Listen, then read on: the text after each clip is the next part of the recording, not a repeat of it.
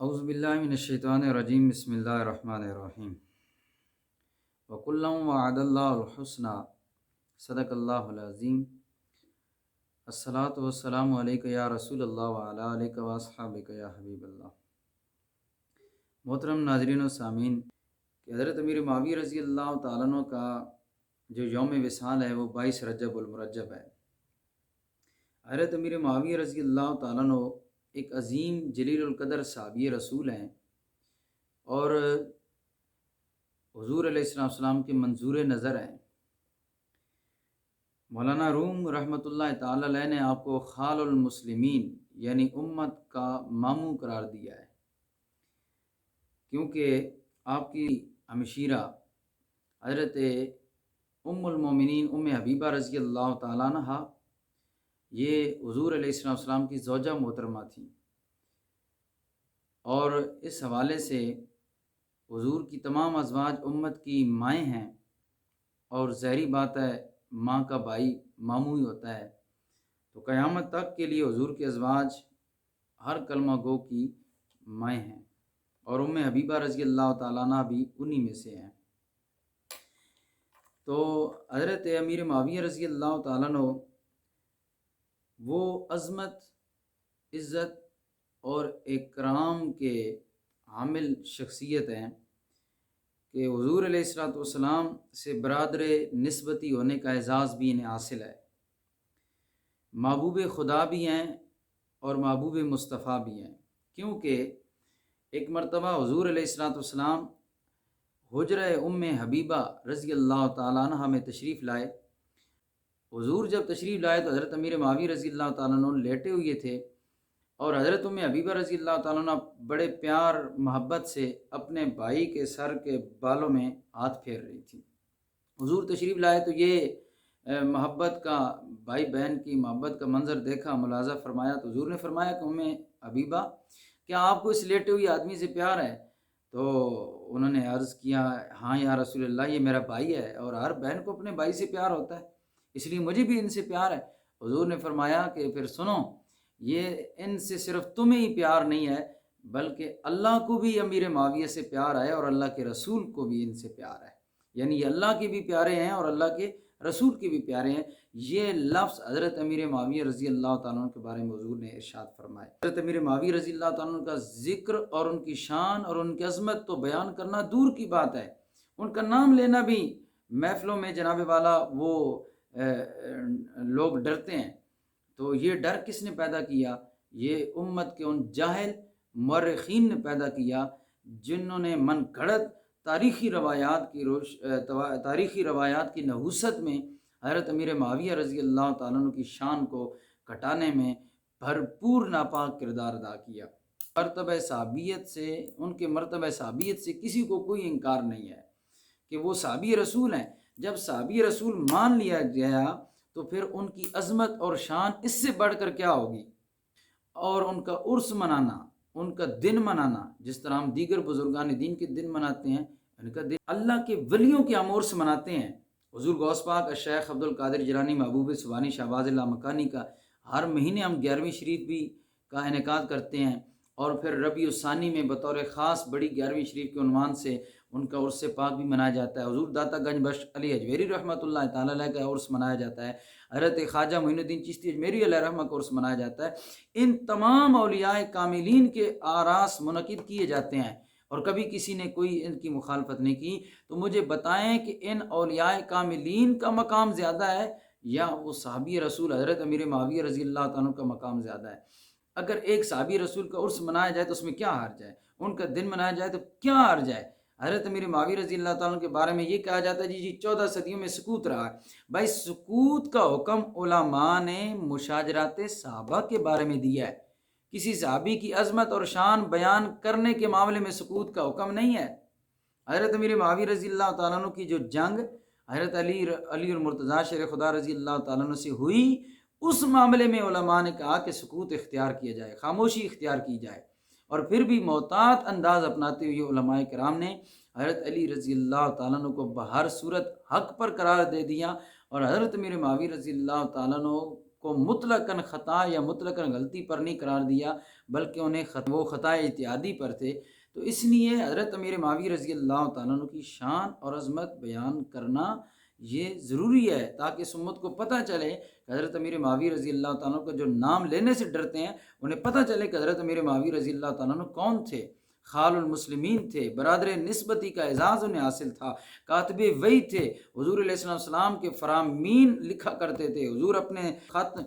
لکھوایا کرتے تھے تو حضرت امیر معاویہ رضی اللہ تعالیٰ سے لکھوایا کرتے تھے۔ اور پھر حضرت امیر معاویہ رضی اللہ تعالیٰ اتنے حضور علیہ السلام کے عاشق تھے، کیوں نہ عاشق ہوتے، صحابی رسول جو تھے، آپ نے وصال کے اپنی وفات کے وقت یہ وصیت کی کہ میرے پاس بڑے عرصے سے حضور علیہ السلام کے دور سے لے کر آج میں نے حضور علیہ السلام کے ناخن مبارک اور حضور علیہ السلام کے بال مبارک اپنے پاس رکھی ہوئی ہیں۔ جب میری روح نکل جائے، میری روح قبض کی ہو جائے، میں موت کا جام پی لوں، اس وقت یہ چیزیں، یہ تبرکات میری قبر میں رکھے جائیں۔ اللہ تعالیٰ میرا کوئی بھی اگر عمل نہ قبول کرے تو حضور علیہ السلام کے ان تبرکات کے صدقے میں اللہ مجھ پر ضرور مہربان ہوگا۔ اتنے عاشق رسول، اتنے حضور علیہ السلام کے ساتھ عقیدت اور احترام رکھنے والے، اور ہمیں اپنے بزرگان دین کا رویہ اپنانا چاہیے، بزرگان دین کے طریق پر چلنا چاہیے۔ آج کی نئی نئی تحقیقات کو اور نئی نئی تصانیف کو پڑھ کر اپنے ایمان کو برباد مت کریں۔ ہم معذرت کے ساتھ، میں کسی بڑے عالم کو چیلنج نہیں کرتا، نہ چیلنج کرنے کے لیے یہ میں اپنی معروضات پیش کر رہا ہوں۔ میں صرف عرض کرتا ہوں کہ ہم کسی کی تحقیق کو مانتے ہیں، ہم کسی کی تصنیف کو مانیں گے، ہم کسی کی تحریر کو مانیں گے، ہم کسی کی تقریر کو مانیں گے، لیکن اس وقت تک جب تک وہ قرآن کے خلاف نہ ہو۔ ہم ان تمام تحقیقوں سے پہلے، تمام جناب والا یہ محققانہ انداز اپنانے والے لوگوں کی تقریروں اور تحریروں سے پہلے ہم قرآن کو مانتے ہیں۔ اللہ کے قرآن سے بڑھ کر ہمیں کوئی کتاب پیاری نہیں ہے۔ اس کے مقابلے میں جو کتاب بھی آئے گی وہ ہماری نظروں میں اس کی کوئی اہمیت نہیں جو اللہ کے قرآن کے مقابلے میں ہو۔ تو اللہ کا قرآن یہ کہتا ہے کہ والسابقون الاولون من المہاجرین والانصار والذین اتبعوهم باحسان رضی اللہ عنہم ورضوا عنہ۔ اللہ فرما رہا ہے کہ میں ان تمام پر راضی ہو چکا ہوں، جو سب سے پہلے اسلام قبول کرنے والے ان پر بھی، اور سابقون الاولون مہاجرین پر بھی میں راضی ہوں، اور پھر انصار پر بھی میں راضی ہوں، اور پھر والذین اتبعوهم باحسان رضی، ان کے بعد پھر جو جو اسلام حضور کے دور میں قبول کرتے رہے اور حضور پر نچھاور اپنی جان قربان کرتے رہے، وہ ان تمام صحابہ کرام پر اللہ تعالیٰ نے یہ مور لگا دی ہے کہ رضی اللہ عنہم ورضوا عنہ، اللہ بھی ان سے راضی ہے اور وہ اللہ سے بھی راضی ہیں۔ اب کسی ایک دن کے صحابی، ایک دن کو چھوڑو، ایک لمحہ جس کو حضور علیہ السلام کا دیدار حالت ایمان میں نصیب ہوا اور حالت ایمان میں دنیا سے جانا نصیب ہوا، تو وہ صحابی رسول کل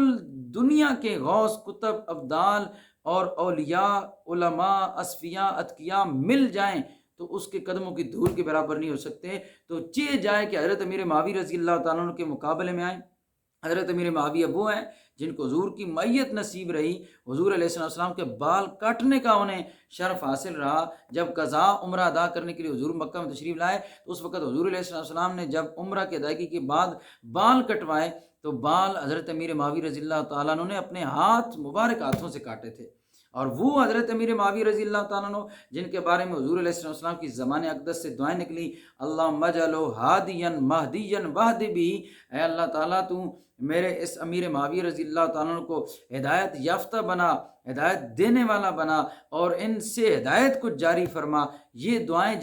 جن کو اللہ کے رسول نے دی ہوں، آپ ان کا نام لینے سے بھی ڈریں، آپ ان کا ذکر سننے سے بھی ڈریں، آپ ان کا ذکر کرنے سے بھی ڈریں، آپ ان کا دن منانے سے بھی ڈریں۔ تو یہ رافضیت زدہ ذہنیت کے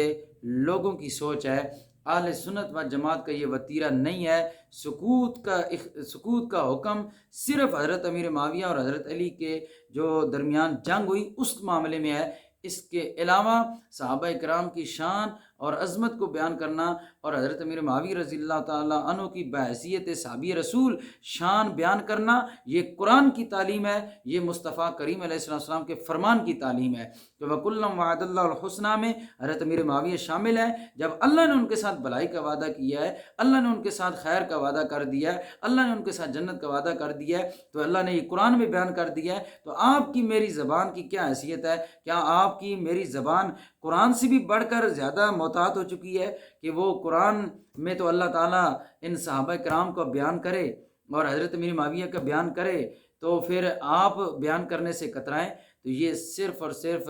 زیادتی ہے۔ میں سمجھتا ہوں کہ تاریخ اسلام کی مظلوم ترین شخصیت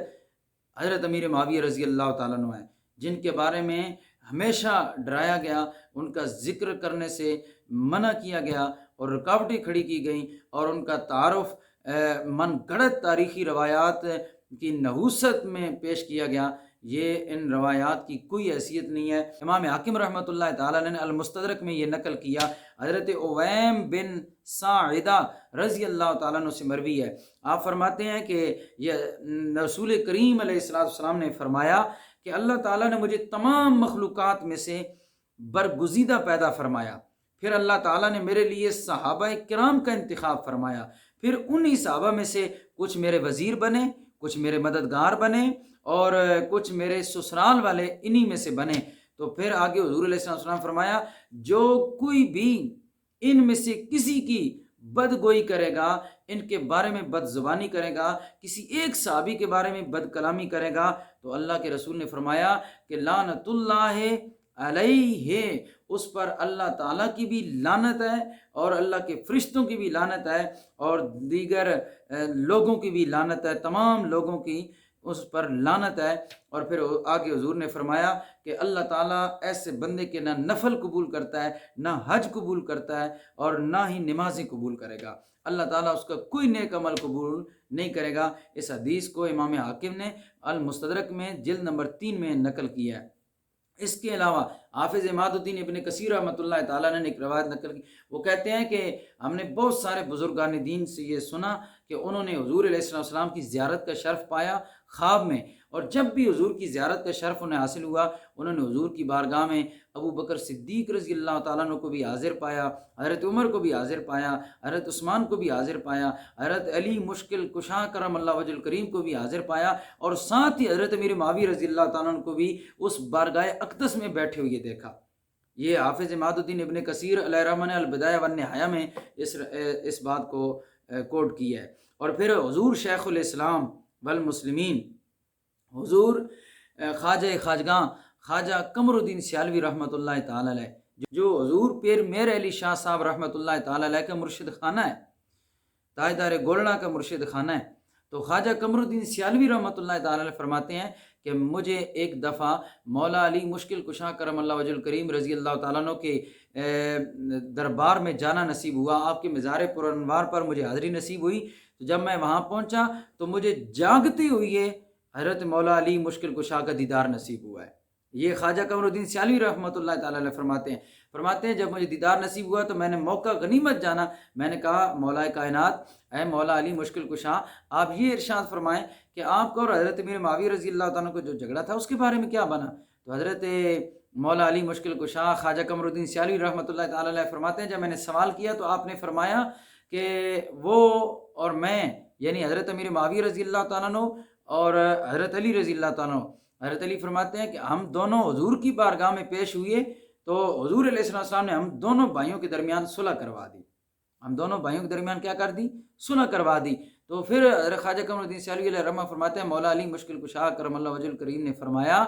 کہ حضرت علی فرما رہے ہیں کہ اس معاملے میں جو ہماری جنگ ہوئی ہے، حضرت امیر معاویہ رضی اللہ تعالیٰ عنہ بھی حق پر تھے اور حضرت علی رضی اللہ تعالیٰ عنہ فرما رہے ہیں میں بھی حق پر تھا، وہ قصاص عثمان میں جلدی چاہتے تھے اور میں قصاص عثمان میں تاخیر چاہتا تھا، بس یہ فرق تھا، وہ بھی اپنی جگہ پر ٹھیک تھے، میں بھی اپنی جگہ پر ٹھیک تھا، اللہ کے نبی نے ہمارے درمیان صلح کروا دی۔ یہ خواجہ قمر الدین سیالوی علیہ رحمہ نے فوز المقال فی خلفاء پیر سیال